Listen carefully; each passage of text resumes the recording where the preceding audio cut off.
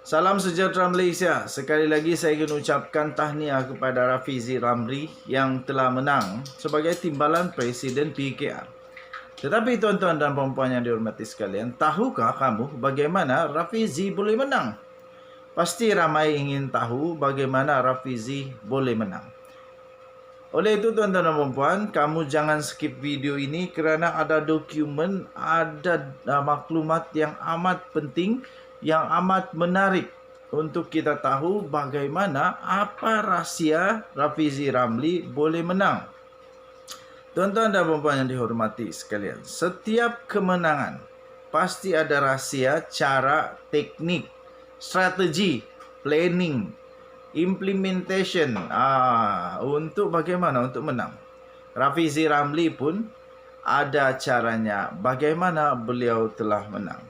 Ini rahsia bagaimana Rafizi boleh menang sebagai timbalan Presiden PKR. Tuan-tuan dan puan-puan yang dihormati sekalian, di negeri Malaysia telah diadakan di negara Malaysia telah diadakan pemilihan PKR di seluruh negara, dan kedudukan semasa calon timbalan Presiden PKR mengikut negeri telah dikeluarkan pada ketika keputusan tersebut diumumkan. Di negeri Pahang nampaknya tuan-tuan dan puan-puan, Rafizi Ramli meninggalkan Saifuddin Nasution Ismail dengan sangat jauh, terlalu jauh. Ini rahsia-rahsianya. Muhammad Rafizi bin Ramli mendapat 1,800 undi, 1,863 undi, dan juga Saifuddin pula hanya mendapat 425. Terlalu jauh, 4 kali 4, 16. Belum lagi, hampir 5 kali ganda. Di Johor juga terlalu jauh meninggalkan. Rafizi meninggalkan Saifuddin terlalu jauh, dengan Rafizi mendapat 3,967, manakala di Saifuddin Nasution Ismail pula hanya mendapat 1,117 sahaja, dengan majoriti 2,850. Di Sabah, satu-satunya tempat di mana Rafizi kalah, iaitu di Sabah. Dia kalah dengan negatif 1,771 undi. Di Kedah pula, Muhammad Rafizi menang besar dengan majoriti melebihi Saifuddin Nasution Ismail 2,123. Manakala di Kelantan juga Rafizi menang dengan 1,000 undi, tepat 1,000 undi. Di Selangor pula Rafizi menang dengan 3,348 undi. Di Negeri Sembilan, Rafizi menang besar sekali lagi dengan 2,651 undi. Manakala di Melaka, majoriti juga menang bagi Rafizi, iaitu 1,438 undi. Di wilayah Persekutuan juga dia menang dengan 1,471 undi.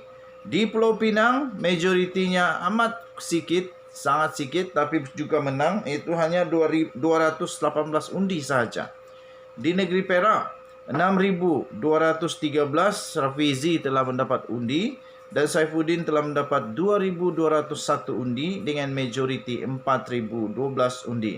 Di Perlis juga Saifuddin menang dan Rafizi kalah dengan 167 undi.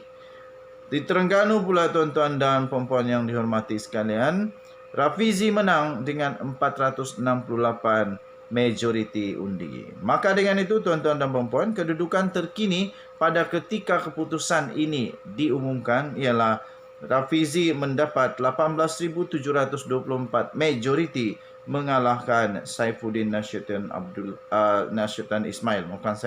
Setakat ini keputusan pengundian di Sarawak belum lagi diperolehi pada ketika pengumuman ini diumumkan. Okey, tuan-tuan dan puan-puan yang dihormati sekalian, kalau saya tak silap hanya 2 negeri saja Rafizi telah kalah.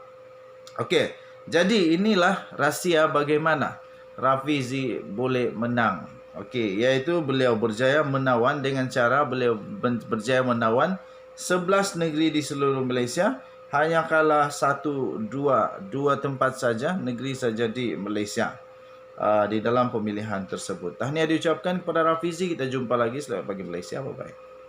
Salam sejahtera Malaysia, tuan-tuan dan puan-puan yang dihormati sekalian. Selamat pagi tuan-tuan dan puan. Selamat hari Ahad. Tuan-tuan dan puan yang dihormati sekalian, kita sudah menonton debat paling dinantikan di antara Najib dan juga Anwar Ibrahim. Kali ini tiba-tiba pula timbul pula satu artikel yang tiba-tiba menyebut pula Rafizi dan juga timbalan Presiden UMNO Muhammad Hassan. Tuan-tuan dan puan, sebelum saya teruskan, kamu boleh komen, kamu mahukah kalau Rafizi berdebat dengan Tokmat Hassan? Kamu mau lihatkah kedua-duanya timbalan presiden? Timbalan presiden berdebat dengan timbalan presiden. Kamu mau atau tidak? Kalau mau, boleh komen. Kalau tidak mau pun boleh komen juga. Okey. Ada satu artikel daripada syahbudin.com.net, saya bacakan. Bertarikh 1 Jun 2022, sama-sama timbalan presiden tapi berani tak Tokmat untuk berdebat dengan Rafizi? Saya pun tak pasti berani atau tidaklah. Tapi Najib telah menunjukkan dia memang berani dan telah berjaya berdebat dengan Anwar Ibrahim. Melihat cara timbalan Presiden UMNO iaitu Muhammad Hassan yang telah memperlekikan debat di antara Anwar Ibrahim dengan Najib Razak baru-baru ini, macamlah beliau seorang tokoh pendebat terulung di negara ini. Katanya Anwar sudah tiada idea apabila membangkitkan soal audit forensik dalam usaha menyelamatkan Sapura Energy Berhad. Secara sinis beliau menasihati Najib agar tidak lagi melayan perdebatan dengan Anwar yang hanya tahu mengemukakan idea basi. Katanya, lain kali tak payah berdebat dengan orang macam ini, iaitu Datuk Seri Najib. Buang masa idea basi. Nak ambil syarikat ABC pun kita kena buat audit forensik. Apatah lagi ini syarikat minyak dan gas terbesar, katanya ketika berucap pada Convention BN di Kuala Lumpur. Nampak gairah memperlekehkan kemampuan orang lain, tapi adakah Muhammad atau Tokmat Hassan sendiri seorang yang hebat berdebat? Realitinya, Tokmat bukan saja diketahui tidak pernah ada rekod berdebat, malah berucap di Dun Negeri Sembilan ketika memegang jawatan Menteri Besar sebelum ini pun hanyalah boleh dikategorikan bertahap biasa-biasa saja. Rasa-rasanya Rais Yatim dan Isa Samad yang sebelum ini pernah jadi Menteri Besar Negeri Sembilan jauh lebih memukau dan banyak idea ketika berucap. Lebih daripada itu, Tokmat Hassan juga adalah pencipta sejarah di Negeri Sembilan kerana berjaya membawa UMNO dan BN jatuh ke tangan PH ketika era pemerintahannya. Sementara semua menteri besar lain mencipta kejayaan, beliau sebenarnya adalah pemimpin yang gagal. Jadi kalau dia sendiri tiada rekod berdebat, bukan pula dalam kategori pendebat yang hebat, malah mencipta rekod kegagalan kepada UMNO dan BN, atas dasar apa memperlekeh yang cuba dilakukannya itu?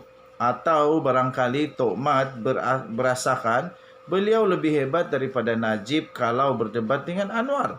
Tetapi sebelum berangan-angan nak berdebat dengan Anwar, lebih baik Tokmat cuba berdebat dengan Rafizi Ramli, timbalan Presiden PKR yang baru. Lagipun kedua-dua mereka sama-sama berjawatan timbalan Presiden. Rasanya amat sangat sesuai dan padanlah kalau digandingkan di atas perdebatan tersebut untuk berada di atas pentas dan berdebat. Apa macam Tokmat? Ada berani tak?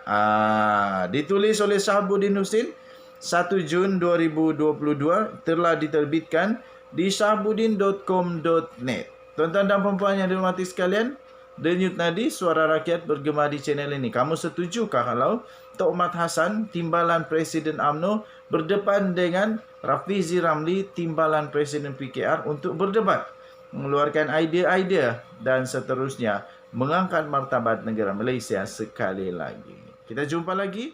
Selamat pagi Malaysia. Bye-bye.